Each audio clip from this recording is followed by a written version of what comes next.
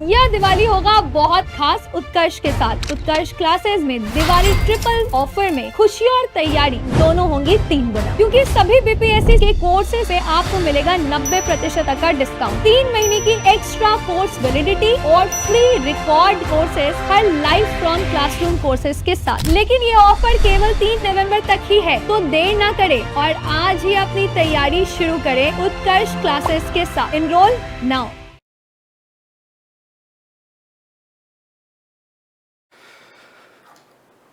कल्पना कीजिए कि अचानक से पूरी दुनिया का संचार व्यवस्था ठप हो जाए, सबके मोबाइल, लैपटॉप, जो भी कम्युनिकेशन सिस्टम है सब ध्वस्त हो जाए, तो दुनिया जहां की है वहीं पे रुकी रह जाएगी, या ये कह सकते हैं दुनिया समाप्त होने के कगार पे आ जाएगी।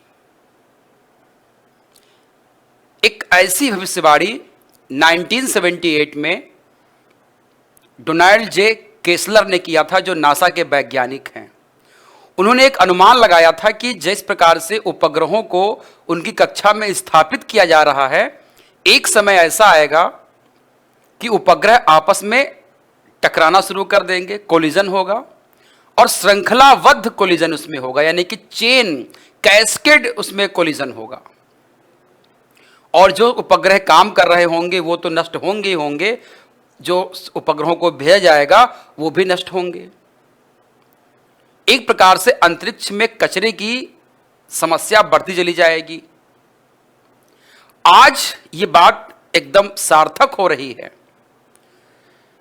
क्योंकि 19 अक्टूबर को अंतरिक्ष में कुछ ऐसा ही हुआ। एक उपग्रह जिसका नाम है इंटेलसैट 33E अचानक से जियो स्टेशनरी ऑर्बिट में कोलैप्स कर जाता है, यानी कि वो फट जाता है।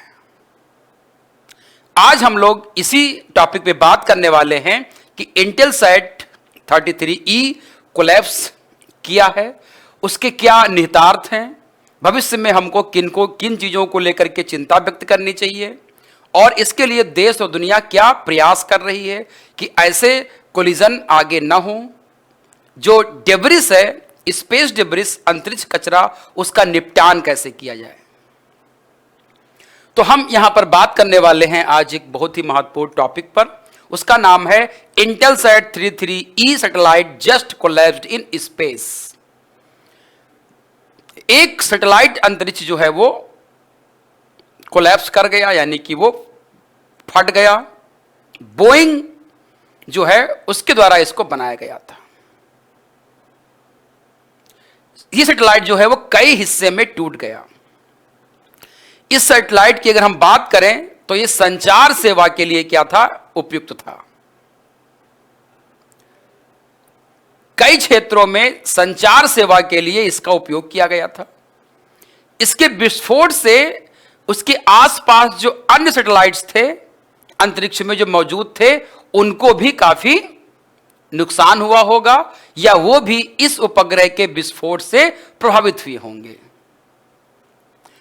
इस प्रकार की जो समस्याएं हैं या इस प्रकार की जो घटना है, वो भविष्य में जो उपग्रह हम लॉन्च कर रहे हैं उनके लिए एक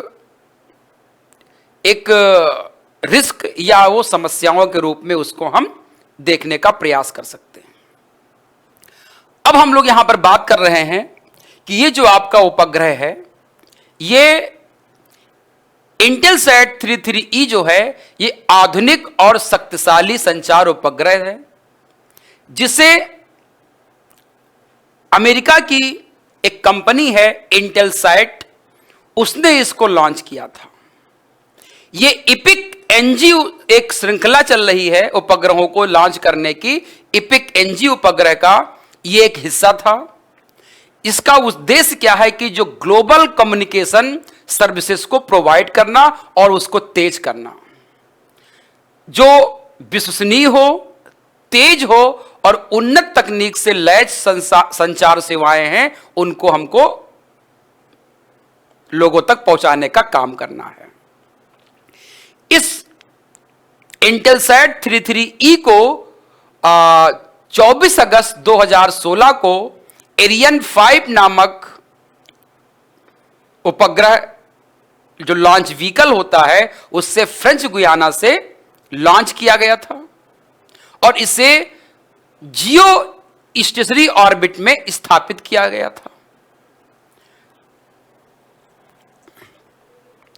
इसका जो मुख्य उद्देश्य था वैश्विक स्तर पर ब्रॉडबैंड सेवाएं प्रदान करना, वीडियो संचार प्रदान करना, मोबाइल नेटवर्क और सरकारी सेवाओं का समर्थन करना था।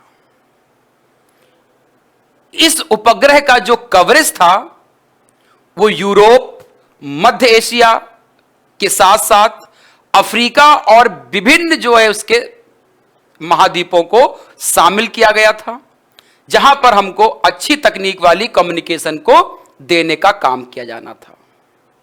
हालांकि हाल ही में इंटेलसेट 33E जो है वो उपग्रह के साथ एक दुखद घटना घटी, जिससे अंतरिक्ष में क्या हो गया, विस्फोट हो गया। यह घटना 19 अक्टूबर 2024 को घटती है। इस घटना से न केवल इंटेलसेट कंपनी को झटका लगा है बल्कि अंतरिक्ष उद्योग और संचार सेवाओं को भी इससे प्रभावित हुए हैं, क्योंकि जब कोई उपग्रह इस प्रकार से विस्फोट होगा तो जो कंपनी इसको लॉन्च की है उसको तो नुकसान होगा ही होगा, बाकी स्पेस इंडस्ट्री और जो संचार सेवाएं हैं उनको भी एक बड़ा झटका लगा है इस उपग्रह के टूटने से। अब हम लोग यहां पर बात करते हैं कि ये जो उपग्रह है वैज्ञानिक और इंजीनियरों द्वारा इस स्थिति का निदान करने के लिए कई समय से इस उपग्रह पे नजर रखी की जा रही थी और उसमें से कुछ संकेत ऐसे पहले से आ रहे थे कि इसमें कोई ना कोई गड़बड़ी हो रही है, लेकिन ये देखा गया कि उस गड़बड़ी को पकड़ने में या उसके सुधार करने में कोई सफलता हासिल नहीं होती है और अचानक 19 अक्टूबर को ये इनलैंड सैटेलाइट जो है वो अंतरिक्ष में क्या हो जाता है, फट जाता है, यानी कि इसका विस्फोट हो जाता है। यह घटना न केवल इंटेलसेट के लिए एक बड़ा झटका थी बल्कि पूरे अंतरिक्ष समुदाय के लिए भी एक चिंता का विषय था। पूरे समुदाय के लिए क्या है, एक चिंता का विषय रहा है। इस विस्फोट के कारण उपग्रह के कई हिस्से बिखर गए जो अन्य सैटेलाइट और अंतरिक्ष में मौजूद वस्तुओं के लिए क्या हो गए, खतरा बन गए। यानी कि जो अन्य उपग्रह थे उनके लिए भी क्या हो गया है, एक खतरा बनने का काम किया गया है। इसको आपको यहां पे ध्यान में देखना है। अब बात यहां पर आती है कि विस्फोट की संभावित वजहें क्या हो सकती हैं। वैज्ञानिकों ने एक संभावित वजह निकाली है कि ये जो विस्फोट हुआ है इसके मुख्य वजह क्या हो सकती हैं। तो एक वजह निकाली गई है कि हो सकता है कि उस अंतरिक्ष में कुछ तकनीकी खराबी आ गई हो, उसमें जो मौजूद हार्डवेयर या सॉफ्टवेयर में कोई दिक्कत आ गई हो और इस वजह से जो है वो उसमें विस्फोट हो गया हो। एक और कयास लगाया जा रहा है कि हो सकता है कि पहले से अगर वहां पर कोई अंतरिक्ष कचरा मौजूद हो, एक अंतरिक्ष स्पेस डेब्रिस मौजूद रहा हो और उस अंतरिक्ष डेब्रिस ने इससे टकराहट हो गई हो, टक्कर कर दी हो, कोलिजन कर दिया हो और उससे इसका नुकसान हो गया हो। यह मंशा कुछ ज्यादा सटीक लगती है क्योंकि अंतरिक्ष में बहुत ज्यादा जो है आपके डेब्रिस संख्या बढ़ रही है, यानी कि जो कचरे की संख्या बढ़ रही है। एक तीसरा कयास लगाया जा रहा है कि हो सकता है कि अंतरिक्ष के लिए जो फ्यूल सिस्टम था उसमें कोई व्यवधान आ गया हो। अंतरिक्ष में जो फ्यूल सिस्टम है, यानी कि हो सकता है कि फ्यूल सिस्टम गड़बड़ हो गया हो। जो अंतरिक्ष को ईंधन प्रोवाइड कर रहा था, एनर्जी दे रहा था, उस फ्यूल सिस्टम में क्या हो गई हो, कोई ना कोई एक समस्या उत्पन्न हो गई हो। इसको लेकर के काम किया जा रहा है। अब यहां पर बात आती है कि इससे प्रभाव क्या होगा। तो यह माना जा रहा है कि इस इंटेल 33E के विस्फोट से एक व्यापक प्रभाव दुनिया में देखने को मिलेगा।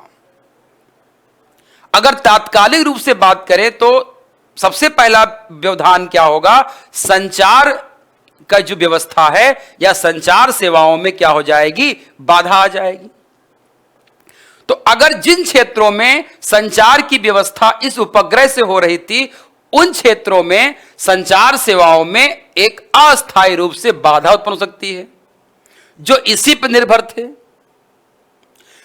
विशेष रूप से उपग्रह विमान, समुद्री जहाज और दूर दराज के क्षेत्रों में इंटरनेट और सेवाओं को प्रदान करता था। तो जो समुद्री जहाज होते हैं, जो विमान होते हैं, उनको भी ये सेवाएं दे रहा था, तो वो वहां पर क्या हो सकते हैं, प्रभावित हो सकते हैं। ये चीज यहां पर आपको देखने को मिलती है। दूसरा है अंतरिक्ष में कचरे की वृद्धि होगी। जब कोई उपग्रह विस्फोट होता है तो इसके टुकड़े अंतरिक्ष में अपनी कक्षा में घूमते रहते हैं, उसी ऑर्बिट में घूमते रहते हैं जिस ऑर्बिट में विस्फोट हुआ है। तो ये जो अब हम नए ऑर्बिट में, उसी ऑर्बिट में जब हम किसी दूसरे उपग्रह को भेजेंगे तो वो उसके लिए कचरे का काम करेगा।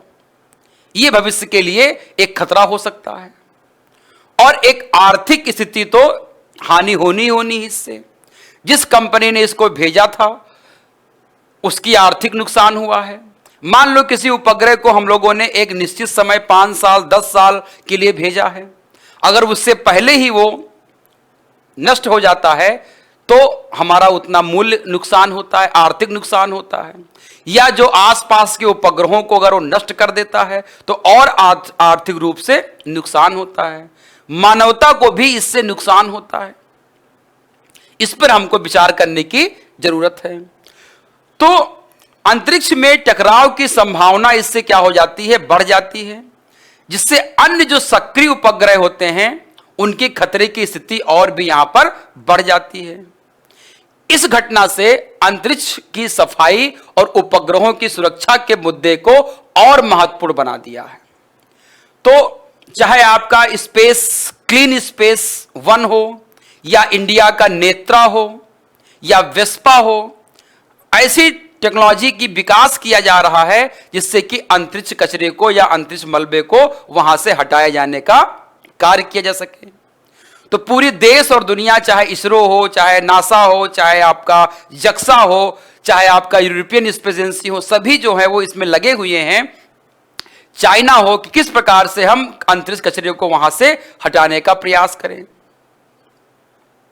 चाहे हार्पून का उपयोग कर रहे हैं या हम बड़े बड़े नेट का उपयोग कर रहे हैं, इन सब का उपयोग करके वहां से हम डी ऑर्बिट करने का काम कर रहे हैं। इंटेलसैट 33E के विस्फोट से हमें एक याद दिलाया कि अंतरिक्ष में तकनीकी चुनौतियां और संभावित खतरे कितने गंभीर हो सकते हैं। वैसे देखा जाए तो इस घटना से किसी मानव जीवन को डायरेक्ट जो है वो कोई खतरा नहीं हुआ है, लेकिन ऐसे जो महत्वपूर्ण या इस प्रकार के जो विस्फोट होते हैं, घटनाओं के कारणों का पता लगाया जाए और भविष्य में इन्हें रोकने का प्रयास किया जाए। इस तरह से जो है हमको आगे काम करना है।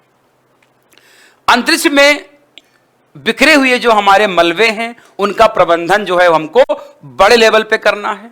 इसके लिए देश दुनिया को मिल करके काम करने का प्रयास करना चाहिए।